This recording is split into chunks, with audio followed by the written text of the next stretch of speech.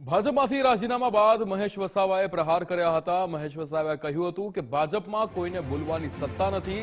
નર્મદા અને તાપીનું પાણી અંદરના તાલુકાને નથી મળતું। મનસુખ વસાવા સાથે મુલાકાત કરીને રજૂઆત કરી હતી।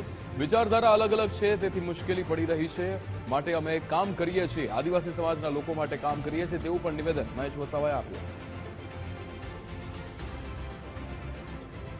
ભાજપ ને તો વર્ષોથી અમે જાણીએ છીએ, કોંગ્રેસને બી જાણીએ છીએ અને બધા અમારી માન્ય છોટુભાઈ વસાવા એ લડત છે અમે લડ્યા છે।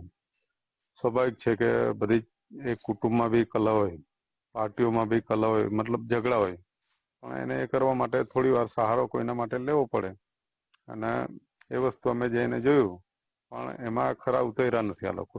જે વિકાસની વાત હતી એ પ્રમાણે કે અમારે આ વિસ્તારમાં સિંચાઈ, જ્યાં નર્મદા અને તાપી એ અમારી માં છે, અહીં આગળ બંને નદીઓ સૌરાષ્ટ્ર ને કચ્છ લગી પાણી જાય છે, પણ અહીં જે અંદરના તાલુકાઓ છે એને પાણી નથી મળતું। ઉમરગામ થી અંબાજી સુધી